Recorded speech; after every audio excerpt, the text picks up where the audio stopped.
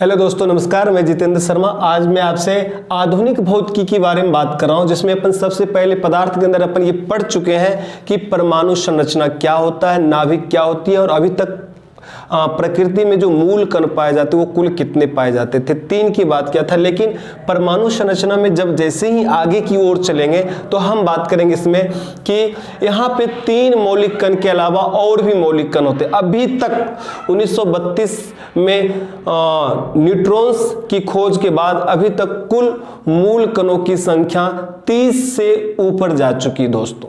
कितने?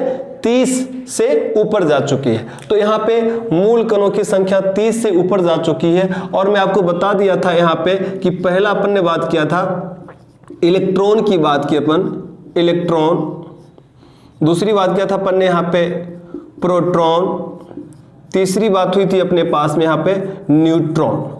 लेकिन आज इससे अलावा है भी, यदि अपने को आधुनिक भौतिकी के बारे में यदि अपने को विस्तृत जानकारी चाहिए तो सबसे पहले परमाणु संरचना के बारे में बता दिया था, अपन ने डिस्कस कर लिया था। अब उनमें अपन ने डिस्कस कर लिया था कि ये भी 3 मौलिक कण से मिलकर बने होते हैं परमाणु। इलेक्ट्रॉन जो है परमाणु का स्थायी मूल कण माना जाता है दोस्तों। क्या माना जाता है? स्थायी मूल कण। प्रोटॉन भी स्थायी मूल कण माना जाता है दोस्तों, ठीक है ना। इसके अलावा हम न्यूट्रॉन की बात किए थे, ये अस्थायी की बात करेंगे। अस्थायी मूल कण आपसे पूछा जाता है कि कौन से स्थायी मूल कण है, कौन से अस्थायी। तो इलेक्ट्रॉन प्रोटॉन जो है ये दोनों स्थायी मूल कण है और न्यूट्रॉन अस्थायी मूल कण है। इनमें अपन इलेक्ट्रॉन की बात बता दिया था, जे थॉमसन। इसकी खोज किसने किया था? जे थॉमसन ने किया था। इसे आधुनिक भौतिकी का जनक कहा जाता है दोस्तों, ठीक है ना। आधुनिक भौतिकी का जनक भी कहा जाता है। यदि आपसे कोई पूछ ले कि आधुनिक भौतिकी का जनक किसे कहा जाता, तो आपको बताना जे थॉमसन को आधुनिक भौतिकी का जनक भी कहा जाता है, ठीक है ना। इलेक्ट्रॉन्स पर किस प्रकार के आवेश अवस्थित होते हैं, तो आपको बताना है कि इलेक्ट्रॉन्स पर जो होते हैं ऋणात्मक आवेश होते हैं, ठीक है ना। कौन सा? ऋणात्मक आवेश होते हैं। और प्रोटॉन पे कौन से होते हैं? तो धनात्मक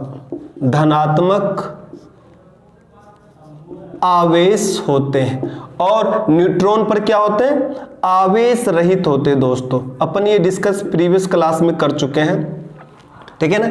ये अब अपने इसके अलावा और भी कुछ मौलिक कण होते हैं जिनका आधुनिक भौतिकी में अध्ययन करना हमें आवश्यक है दोस्तों, ठीक है ना। उनकी अध्ययन करेंगे। उनमें सबसे पहले ले लेंगे पॉजिट्रॉन की बात करेंगे। उससे पहले अपन जब आधुनिक भौतिकी में न्यूट्रॉन के पहले न्यूट्रॉन के बारे में विस्तृत जानकारी ले लेते हैं कि ये क्या होता है। बेसिकली हमें इनका प्रयोग कहाँ आधुनिक भारत में कहाँ पे आने लगे, ठीक है ना। आज मेन अपना टॉपिक जो होगा वो न्यूट्रॉन से संबंधित। प्रीवियस क्लास में बता चुका हूं कि न्यूट्रॉन को ही अपने को समझना है। न्यूट्रॉन्स की खोज 1932 में किया था। और किसने किया था? जेम्स चैडविक ने किया था दोस्तों। किसने? जेम्स चैडविक ने। और ये क्या है? आवेश रहित है दोस्तों। आवेश रहित अस्थायी मूल कण है, ठीक है ना। ये भी अपन डिस्कस कर लिए थे। दूसरा डिस्कस ये किए थे कि इसका द्रव्यमान का मान जो होता है लगभग 1.674 इंटू 10⁻⁻27 kg होता है, ठीक है ना। इन पे कोई आवेश नहीं होते, ठीक है ना। और ये कौन सा कण है? अस्थायी कण। अब आगे डिस्कस करेंगे न्यूट्रॉन के बारे में। वो ये होता है दोस्तों, इसमें जो समझने की वाली बात है कि इसका जीवन काल सिर्फ 17 मिनट का होता है। किसका? न्यूट्रॉन का। इसका जीवन काल सिर्फ 17 मिनट का होता है दोस्तों। कितने मिनट का? 17 मिनट का। तो 17 मिनट को अंडरलाइन कर देता हूं दोस्तों।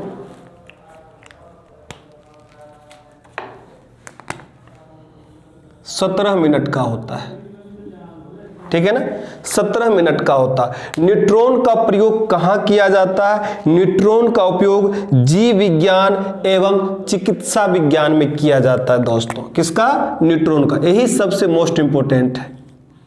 न्यूट्रॉन का उपयोग जीव विज्ञान एवं चिकित्सा विज्ञान में किया जाता है। ये सबसे मोस्ट इंपॉर्टेंट पॉइंट बन जाते हैं दोस्तों आपको ये ध्यान रखना मेरे प्यारे बच्चों, आप जितने भी प्रतियोगी परीक्षाओं की क्लास की तैयारी कर रहे हो, भले किसी लेवल, लो लेवल से हाई लेवल की हो, न्यूट्रॉन्स का जो गहन अध्ययन जो होता है वो आधुनिक भौतिकी के अंतर्गत ही होता है। उसी के लिए अपन इस टॉपिक की डिस्कस किए।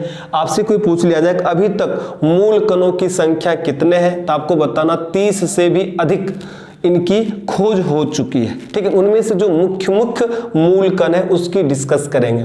अपन ने प्रीवियस क्लास में बात कर चुके हैं इलेक्ट्रॉन, प्रोटॉन और न्यूट्रॉन क्या होती है, लेकिन हमने कहा था कि आधुनिक भारत की जो विस्तृत अध्ययन होता है वो न्यूट्रॉन्स के साथ ही स्टार्ट हो जाती, आरंभ हो जाती। तो सिर्फ यहाँ पे न्यूट्रॉन से ही संबंधित बात कर रहे हैं अपन कि न्यूट्रॉन्स का उपयोग जीवन एवं जीव विज्ञान एवं चिकित्सा क्षेत्र में होता। इसके बारे में सबसे बड़ी बात जो है वो ये है कि आवेश रहित होने के कारण इसका उपयोग नाभिकीय विखंडन में किया जाता है। किसका उपयोग?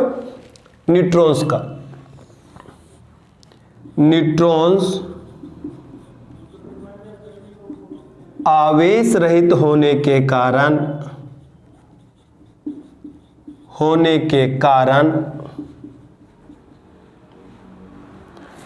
न्यूट्रॉन्स आवेश रहित होने के कारण इसका उपयोग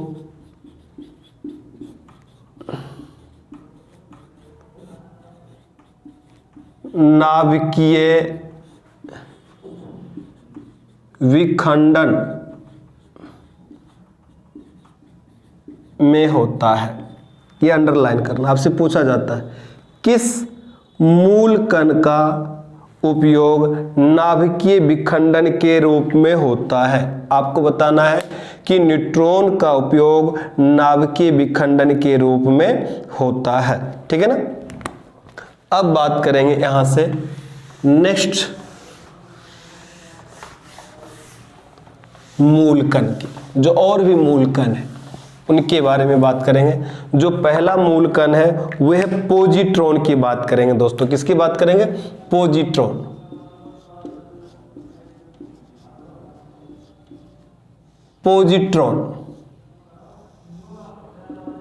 पॉजिट्रॉन को हम क्या कहते हैं? सबसे बड़ी पॉइंट है कि पॉजिट्रॉन को क्या कहते हैं?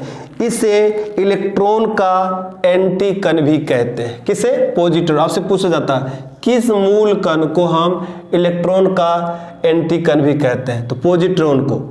इसे इलेक्ट्रॉन का एंटी कण कहते हैं। नंबर 1 पॉइंट, इसे क्या कहते हैं? इलेक्ट्रॉन का एंटी कण भी कहते हैं। इसका द्रव्यमान और आवेश इलेक्ट्रॉन के बराबर होता है। ठीक है, किसका? पॉजिट्रॉन का। इसका द्रव्यमान व आवेश इलेक्ट्रॉन के द्रव्यमान व आवेश के बराबर होता है। ठीक है दोस्तों, ये सबसे मोस्ट इंपॉर्टेंट पॉइंट बन जाती है। यह एक धन आवेशित मूल कण है। क्या दोस्तों? यह एक धन आवेशित मूल कण है। ठीक है। अब कोई पूछ ले कि आपके पॉजिट्रॉन की खोज किसने किया, तो आपको पॉजिट्रॉन की खोज के बारे में कभी कभी पूछ ले पॉजिट्रॉन की खोज करने वाले वैज्ञानिक का नाम क्या है, तो आपको बताना एंडरसन ने किया था। कब किया था? 1932 ईस्वी में किया था खोज इसकी। ठीक है ना, एंडरसन ने 1932 में जाता है। कार्ल एंडरसन ऐसे नाम होता है, सिर्फ आ जाए एंडरसन, तो कार्ल एंडरसन ने 1932 में पॉजिट्रॉन का खोज किया था। ठीक है ना। सबसे महत्वपूर्ण क्वेश्चन एक यही आती है आपके पास में कि इसे क्या कहते हैं, तो इसे हम इलेक्ट्रॉन का एंटीकण कहते हैं। पॉजिट्रॉन की खोज करने वाले वैज्ञानिक का नाम है कार्ल एंडरसन। इसका द्रव्यमान और आवेश इलेक्ट्रॉन के द्रव्यमान आवेश के बराबर होता है। यह एक धन आवेशित मूल कण है दोस्तों। चलिए, ये हो गया पॉजिट्रॉन की बात। अब बात करेंगे न्यूट्रॉनों की। किसकी बात करेंगे? न्यूट्रिनो की बात करेंगे। Neutrino, neutrino. सबसे पहले न्यूट्रॉनी की बात में करेंगे। न्यूट्रिनो की खोज किसने किया था? सन 1930 में पाउली ने किया था दोस्तों। किसने? सन 1930 में पाउली ने किया था। ठीक है। अब आपसे कोई पूछ ले कि न्यूट्रॉनों की सबसे अहम पॉइंट क्या है, तो आपको बताना है। वो ये है कि यह द्रव्यमान और आवेश रहित मूल कण होता है। ठीक है ना। यह द्रव्यमान एवं आवेश रहित मूल कण होता है। ठीक है ना। ये सबसे मोस्ट पॉइंट बन जाते हैं। तो आपको ये बताना है, आपसे पूछ लिया कि निम्न में से यदि 4 ऑप्शन मिले आपको, 4 ऑप्शन में से ये ऑप्शन आए और इसके बारे में पूछे, तो आपको बताना है कि यह द्रव्यमान और आवेश रहित मूल कण होता है। ये 2 प्रकार के होते हैं, न्यूट्रिनो और एंटी न्यूट्रिनो। ठीक है ना। इनके चक्रण एक दूसरे के विपरीत होते हैं। ठीक है ना। कि कौन से मूल कण है जो 2 प्रकार के होते हैं, तो आपको बताना न्यूट्रिनो 2 प्रकार के होते हैं और एक दूसरे के बीच में विपरीत क्या होते हैं? चक्रण होते हैं दोस्तों। ठीक है ना। चलिए, ये बात हो गए कुछ मूल कण ऐसे तो जिनको जानना जरूरी है। यहाँ पे 30 से अधिक मूल कणों का खोज किया जा चुका है, लेकिन हमने आपसे कहा था कि कुछ ऐसे इंपॉर्टेंट है जिनके बारे में थोड़ी सी जानकारी आपको होना जरूरी है। ठीक है ना। अब बात करेंगे पाई मेसोन की। पाई मेसोन, पाई मेसोन, ये पाई मेसोन आ जाए, ये सबसे अहम माना जाता है। इनके बारे भी क्वेश्चंस बनकर आते हैं दोस्तों, इनको भी अपने को समझना है कि पाई मेसोन क्या है। इनकी खोज सन 1935 ईस्वी में एच यूकोवा ने किया था। किसने किया था? सन 1935 ईस्वी में एच यूकोवा ने किया था दोस्तों। ठीक है ना। सिंपल से इतना ध्यान रखना, एच यूकोवा ने किया था। अब इनके बारे में आ जाए, ये कितने प्रकार की होती है, तो ये भी 2 प्रकार के होते हैं, धनात्मक पाई मेसोन और ऋणात्मक पाई मेसोन। बस ये, लेकिन आपको ये जरूर ध्यान रखना, यह अस्थाई मूल कण है दोस्तों। कौन सा कण है? अस्थाई मूल कण। ठीक है ना। पाई मेसोन अस्थाई मूल कण है दोस्तों। ठीक है। इसका जो जीवन काल है वो, इसका जीवन काल 10⁻⁻8 सेकेंड का होता है दोस्तों। कितने का? 10⁻⁻8 सेकेंड का जीवन काल है। किसका? पाई मेसोन का। ठीक है ना। इसका द्रव्यमान इलेक्ट्रॉन के द्रव्यमान से लगभग 274 गुना होता है। इसका द्रव्यमान इलेक्ट्रॉन के द्रव्यमान से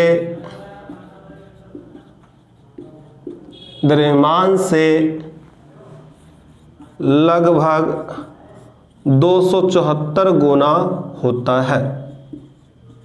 ठीक है। ये पाई मेसोन के बारे की बात है कि दोस्तों। अब बात करेंगे फोटोन की। किसकी बात करेंगे? फोटोन की। ठीक है। चले,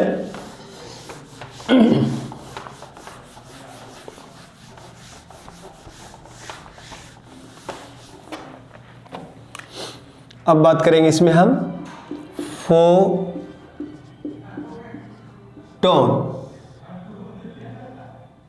फोटोन की बात करेंगे। फोटोन सबसे मोस्ट इंपोर्टेंट माने जाते हैं मूल कण में, इनके भी बारे बहुत शानदार क्वेश्चन आते हैं। ये बने होते हैं, तो इसके बारे में ये ऊर्जा के बंडल होते हैं। क्या होते हैं दोस्तों?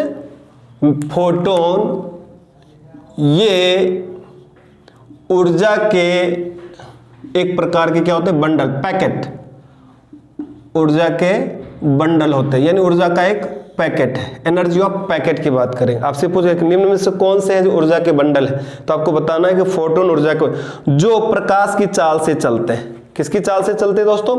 जो प्रकाश की चाल से चलते हैं, जो प्रकाश की चाल से चलते हैं। प्रकाश की चाल क्या है? 3 × 10⁸ मीटर प्रति सेकंड, ठीक है ना? तो उनकी चाल से ये चलते हैं।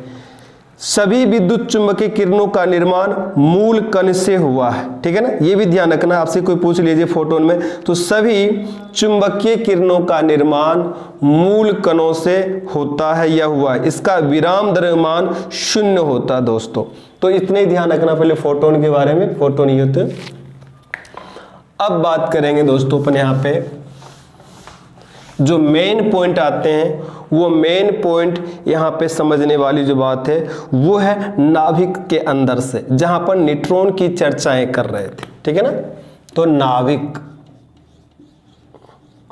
नाभिक के मैंने पहले बता दिया, परमाणु के पास एक केंद्रीय सघन भाग होता है जिसे क्या कहते हैं? नाभिक कहते हैं। इस नाभिक में 2 मूल कण, कितने?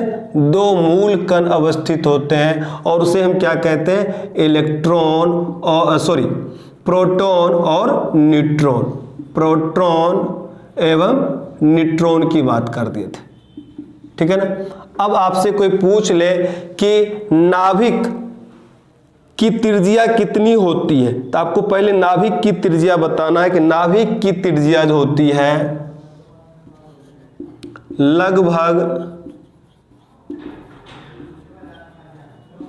त्रिज्या लगभग 10⁻⁻12 क्या 10⁻12 सेंटीमीटर होता है। Number 1 point.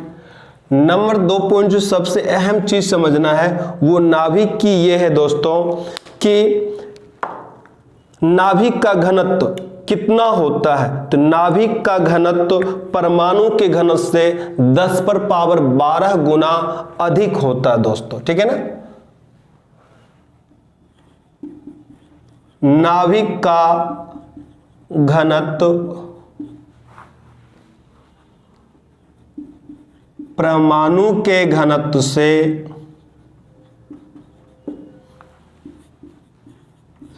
लगभग 10⁻12 गुना अधिक होता है। ये भी सबसे मोस्ट इंपोर्टेंट पूछ लिया जाए कि नाभिक का घनत्व कितना होता है, तो परमाणु के घनत्व से लगभग 10⁻12 गुना अधिक होता है। क्यों होता है मैं आपको बता दूं, क्योंकि आप पहले मैंने आपको क्लास में डिस्कस कर चुके हैं कि परमाणु का समस्त द्रव्यमान इसके नाभिक में होता है। कितना? तो लगभग 99.94% परमाणु का अधिक भाग जो होता है वो नाभिक में स्थित होते हैं। इसीलिए यही कारण है कि नाभिक का संघन एवं दृढ़ होते हैं, ठीक है ना? सघन एवं दृढ़ होते हैं। आपको कोई कह दे कि नाभिक का घनत्व परमाणु के घनत्व से लगभग 10⁻12 गुना अधिक होता है, क्यों होता है? तो आपको बताना है क्योंकि परमाणु का जो होता है लगभग 99.94% भाग जो होते हैं वो उनके नाभिक में अवस्थित होते हैं, इसीलिए इनका घनत्व भी अधिक होता है। और यही कारण है कि नाभिक अधिक सघन और रिगिड होते हैं, मतलब कठोर माने जाते हैं, ठीक है ना? रिगिड होते हैं, ठीक है, दृढ़ होते हैं। ये नाभिक से संबंधित। अब नाभिक के आगे की जो बात आ गई वो अपने को ये जानना जरूरी है कि इनमें न्यूट्रॉन्स की कोई पॉइंट होते हैं। परमाणु नाभिक की रचना प्रोटॉन एवं न्यूट्रॉन से होती है। जिन नाभिकों में जिन नाभिकों में 2, 8, 14, 20, 28 आदि न्यूट्रॉन तथा प्रोटॉन हो, न्यूट्रॉन हो अथा इसमें से 126 से लेकर अथवा 152 तक प्रोटॉन की संख्या होती है, तब उसमें जाकर हम कहते हैं कि स्थायित्व संख्याएं कंप्लीट की जाती है। ठीक है ना। तो परमाणु नाभिक में जो इस तरह की यदि संख्या यदि आ जाए तो स्टेबिलिटी नंबर ऑफ सिस्टम कहलाती है दोस्तों। ये अन्य नाभिकों की तुलना में अधिक स्थायी होते हैं और इन्हीं के कारण हम नाभिकीय बल की भी परिचर्चा करेंगे। नाभिकीय बल न्यूक्लियर फोर्स की बात करते हैं, जो आकर्षण बल परमाणु नाभिक में न्यूक्लियॉन को परस्पर बांधे रखता है। अपन डिस्कस कर चुके हैं कि न्यूट्रॉन और प्रोटॉन दोनों जो एक दूसरे के आपस में जो बंधे होते हैं वो नाभिकीय बल कहलाते हैं दोस्तों। ठीक है ना। इसे हम अंतर आणविक बल भी कहते हैं। समान आवेश के कारण प्रोटॉनों में प्रतिकर्षण होता है, परंतु इस प्रतिकर्षण के बावजूद भी नाभिक स्थायी होते हैं दोस्तों। क्या होते हैं? नाभिक स्थायी होते हैं, क्योंकि नाभिकीय बल प्रतिकर्षण बल से भी अधिक होता है दोस्तों।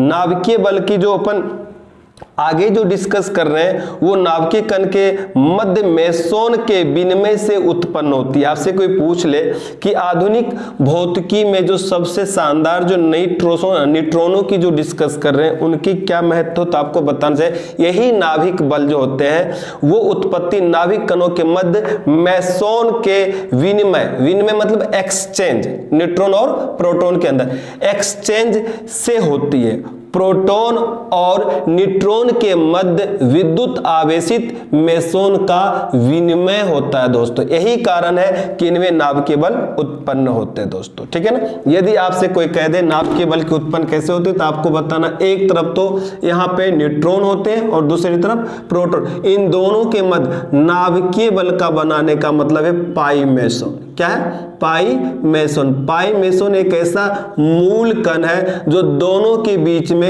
एक प्रकार का बल उत्पन्न करता है, एक्सचेंज यानी विनिमय से, तो वो क्या कहलाता है? नाभिकीय बल।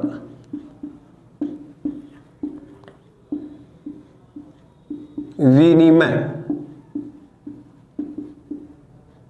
एक्सचेंज, आदान प्रदान से दोनों के बीच अंतर आणविक बल, आकर्षण बल जो नाभिकीय बल उत्पन्न कर देते हैं दोस्तों। ठीक है ना। अब यहीं से अपने को सबसे शानदार चीज जो है वो समझना जरूरी है कि आधुनिक भौतिकी में नाभिकीय स्थायित्व की क्या संख्या है, क्या होती है। किसी नाभिक का स्थायित्व उसमें उपस्थित न्यूट्रॉन और प्रोटॉनों की संख्या के अनुपात पर निर्भर करता है। यदि आपसे पूछ ले नाभिकीय स्थायित्व, यदि नाभिकीय न्यूक्लियर स्टेबिलिटी की बात करें, नाभिकीय स्थायित्व की बात करें तो आपको बताना है इसमें न्यूट्रॉनों की संख्या और प्रोटॉन की संख्या। ठीक है ना। स्थायित्व न्यूक्लियर स्टेबिलिटी का मतलब है कि उसमें उपस्थित न्यूट्रॉन और प्रोटॉन की संख्या के अनुपात पर निर्भर करता है। इन दोनों के अनुपात, संख्या के अनुपात पर निर्भर करता है। ठीक है ना। ये सबसे मोस्ट इंपोर्टेंट आपसे पूछ लेता है कि नाभिकीय स्थायित्व होती तभी जाकर हम सोलर यहाँ पे हाइड्रोजन बम और न्यूक्लियर बम की बात करेंगे आगे चलकर। नाभिकीय विखंडन, नाभिकीय संलयन तभी क्रियाएं घटित होगी जब ये पहले समझ लेंगे अपन कि नाभिकीय स्थायित्व कब होगी, जब उसमें उपस्थित न्यूट्रॉनों की संख्या और प्रोटॉनों की संख्या के अनुपात क्या हो, इनके निर्भर करते किस तरह से होगा। जिन नाभिकों में न्यूट्रॉन और प्रोटॉन का अनुपात, जिन नाभिकों में न्यूट्रॉन और प्रोटॉन का अनुपात, दोनों का अनुपात बराबर 1 होता है, वे बहुत ही स्थायी होते हैं। आपसे पूछ लिया जाए कि कौन सी ऐसी स्थिति आएगी जब न्यूट्रॉन और प्रोटॉन के अनुपात के बराबर 1 आ जाएगी, तो आप कहोगे बहुत ही नाभिकीय स्थायित्व बहुत ही स्थायी हो जाती है। तो न्यूट्रॉन और प्रोटॉन के अनुपात बराबर 1 आ जाए तो वे नाभिक अधिक स्थायी होते हैं, ठीक है ना, स्थायी होते हैं। लेकिन जैसे ही जब न्यूट्रॉन एवं प्रोटॉन का अनुपात 1.5 से अधिक हो जाता है तो वे नाभिक अस्थायी और रेडियो एक्टिव हो जाते हैं। क्या हो जाते हैं? Radio active. कब? क्या कहा मैंने? जब न्यूट्रॉन और प्रोटॉन का अनुपात 1.5 से अधिक हो जाता है। जब ऐसी स्थिति आ जाए कि न्यूट्रॉन और प्रोटॉन का अनुपात 1.5 से अधिक हो जाता है तब यह अस्थायी हो जाते हैं, तब यह अस्थायी हो जाता है और ये रेडियो एक्टिव की तरह कार्य करना स्टार्ट करते। यहां से अपने को मेन पॉइंट समझना है।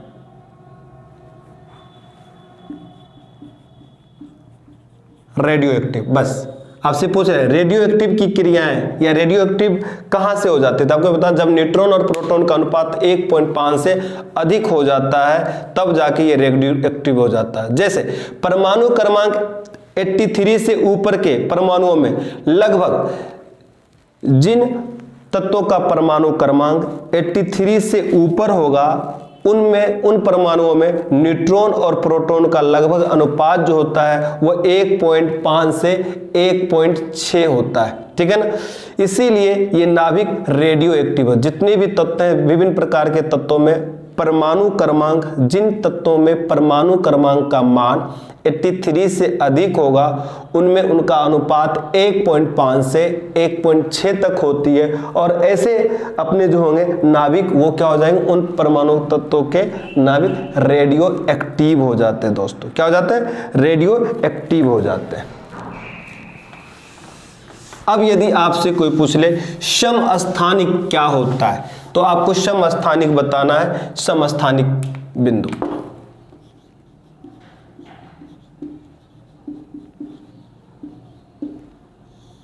समस्थानिक की बात करें, आइसोटोप्स की बात करेगा, ठीक है ना। आइसोटोप्स, आइसोटोप्स की बात करें आपसे तो आइसोटोप्स के बारे में भी बताना है कि वैसे परमाणु जिसमें प्रोटॉनों की संख्या समान हो परंतु न्यूट्रॉनों की संख्या भिन्न भिन्न हो। क्या? वैसे परमाणु जिनमें प्रोटॉनों की संख्या समान हो एवं न्यूट्रॉनों की संख्या भिन्न भिन्न होता है वे समस्थानिक कहलाते हैं, ठीक है ना।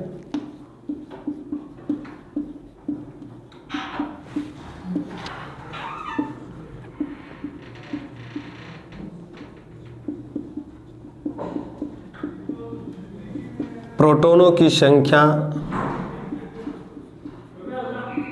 समान एवं न्यूट्रॉनों की संख्या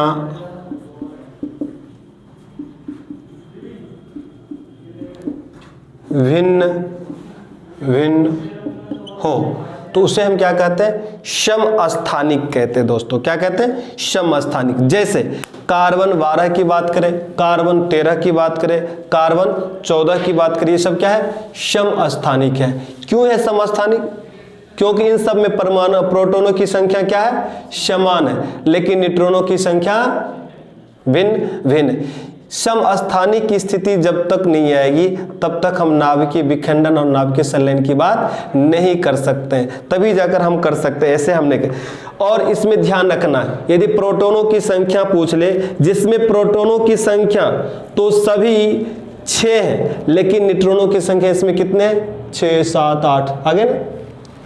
यदि आपसे कर लिया जैसे समस्थानिक का मतलब कार्बन 12, कार्बन 13, कार्बन 14, इसमें 6 + 6, 6 + 6 ठीक है। ये तो ये और ये जो ये सारे क्या है? न्यूट्रॉन की संख्या, और ये 6 + 6 + ये सब क्या है? प्रोटॉन।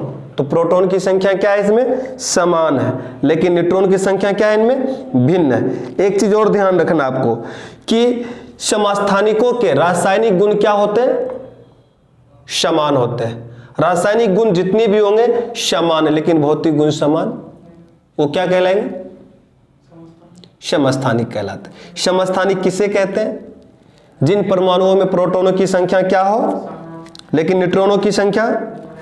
कुछ ऐसे भी समस्थानिक जो कृत्रिम भी बनाए जाते हैं, आइसोटोप, जिसको क्या कहते हैं, कृत्रिम भी बनाए जाते हैं। कृत्रिम कौन कौन से, पोलोनियम, क्या है, पोलोनियम कृत्रिम, आपसे पूछ लिया जाता है। कुछ ऐसे भी होते हैं जो समस्थानिक कृत्रिम भी बनाए जाते हैं, उसका नाम आप आसानी से बता सकते हो, पोलोनियम, ठीक है ना। इनका भी हमें नाभिकीय विखंडन में अब से सबसे अधिक प्रयोग लिया जाता है। कहाँ, जहां परमाणु से बिजली पैदा करना होता है। परमाणु बिजली घर में पोलोनियम की अपने बात आ जाती है और इसीलिए हम इसकी बात कर रहे हैं। चलिए, ये हो गया समस्थानिक की बात। अब आता है समभारिक। क्या कहते हैं, समभारिक। समभारिक किसे कहते हैं,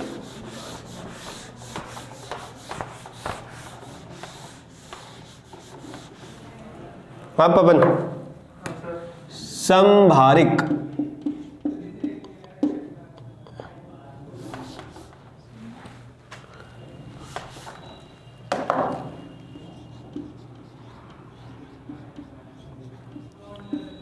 समस्थानिक पर लिए अपन।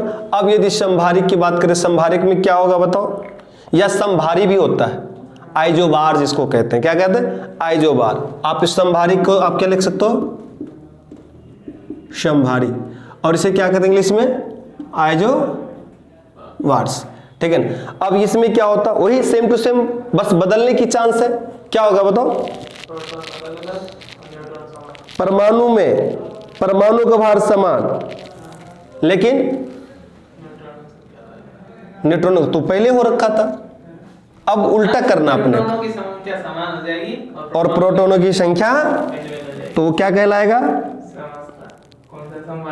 समभारी। इनके रासायनिक गुण क्या होते हैं, भिन्न भिन्न होते हैं। क्या होते हैं, जैसे कैल्शियम की बात कर ले और आर्गन की बात कर ले, ये सारे ऐसे होते हैं, सिंपल सी वर्ड, ठीक है।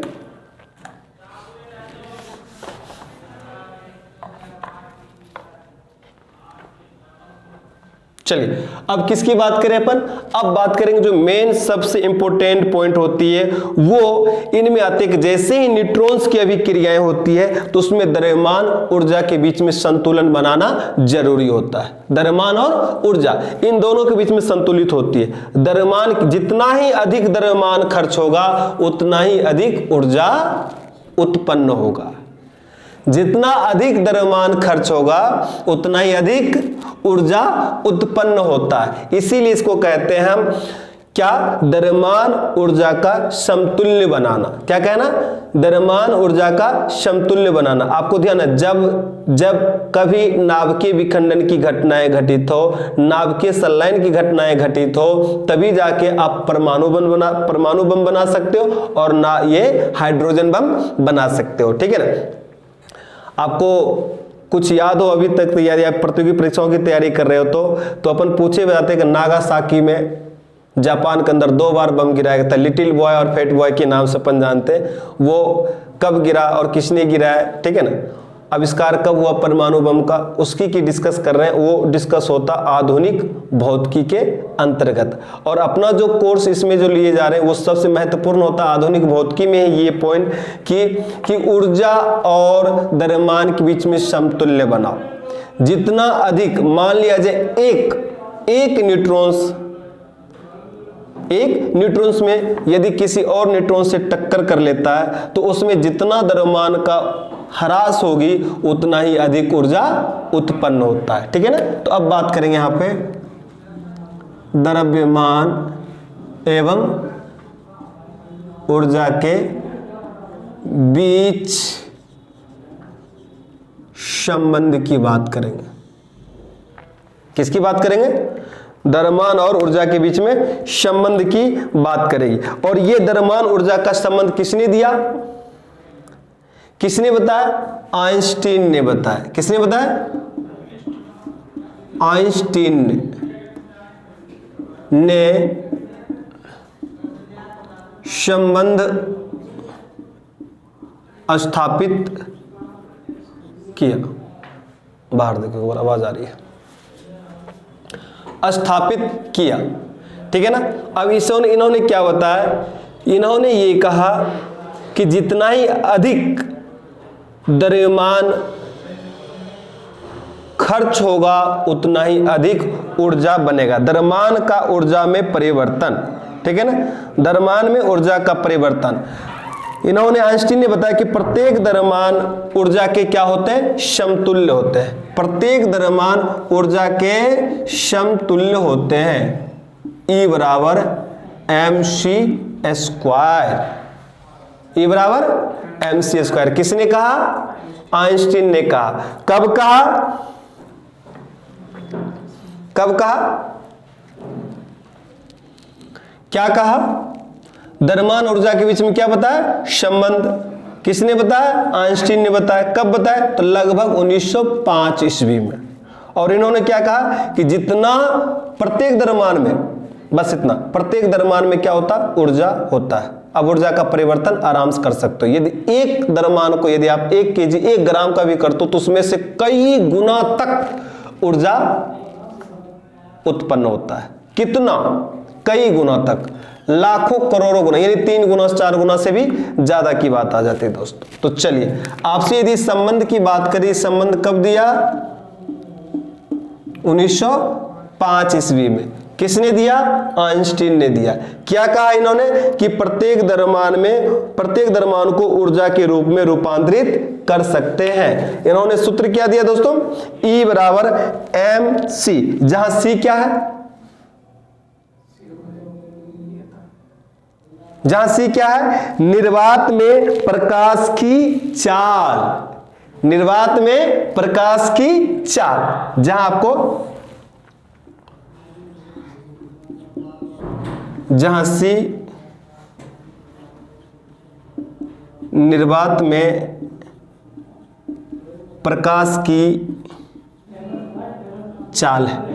प्रकाश की चाल, जो प्रकाश की चाल होती है वही वेग की, विद्युत की भी चाल होती है। जो प्रकाश की चाल वही विद्युत की चाल होती है। तो प्रकाश की चाल कितना, 3 गुने 10 पर पावर 8 मीटर प्रति सेकेंड। कितना, सही है पवन, 3 गुने 10 पर पावर 8 मीटर प्रति सेकंड। और यही चाल किसकी होती है, विद्युत की भी चाल होती है। किसकी होती है। अब आपको यदि कोई पूछ लिया जाए कि 1 किलोग्राम में द्रव्यमान के, 1 किलोग्राम द्रव्यमान में कुल ऊर्जा कितना होगा। आप यदि पूछ लिया जाए कि द्रव्यमान के 1 किलोग्राम में समतुल्य ऊर्जा बराबर कितना होगा, अब आपको क्या बताओगे। तो आप डायरेक्ट 1 किलोग्राम कह रहा है तो इससे सूत्र से निकाल सकते हैं, E बराबर कितने किलोग्राम द्रव्यमान, 1 ठीक है, इंटू 3 इंटू 10⁸ का स्क्वायर। इस माध्यम से आप आसानी से निकाल सकते हो। क्या निकाल सकते हो, 1 किलोग्राम द्रव्यमान के अंदर समतुल्य ऊर्जा का मान कितने आ गए दोस्तों, 3 इंटू 10 पर पावर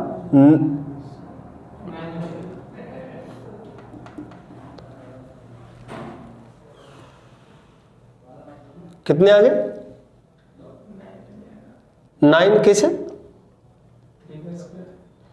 3 का स्क्वायर। गुड, वाह। हाँ 1 तो 1 से मल्टी, m तो m, 1 किलोग्राम द्रव्यमान, सिंपल। यदि आपको यही करना है तो लो, आप मान सकते हैं, हो गए सिंपल। अभी कितने हो गए, 9 इंटू 10⁻16 क्या, क्या बताओ, मीटर। कभी भी ऊर्जा का मान मीटर प्रति सेकेंड में नहीं आती। ऊर्जा का जो मान होता है एसआई मात्रक होती है, वो जूल होता है। क्या होता है, जूल। यानी समतुल्य ऊर्जा कितने हो गए, 9 गुने 10 पर पावर 16 जूल। ये संबंध से ही हम आगे क्या पढ़ सकते हैं, नाभिकीय विखंडन और नाभिकीय संलयन। तो मुझे सबसे पहले ये जानना जरूरी था कि द्रव्यमान ऊर्जा, यदि 1-1 ग्राम द्रव्यमान, यदि जितना खर्च होगा द्रव्यमान उतना ही अधिक ऊर्जा बनेगा।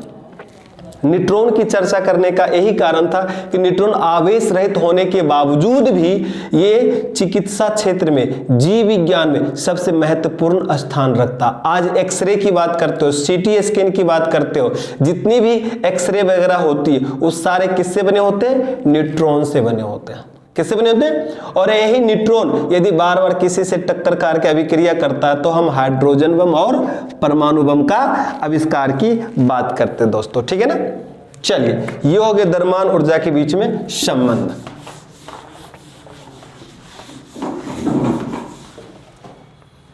द्रव्यमान ऊर्जा के बीच में संबंध। अब आगे की डिस्कस अपन कब, कल करेंगे। तब तक के लिए राम राम।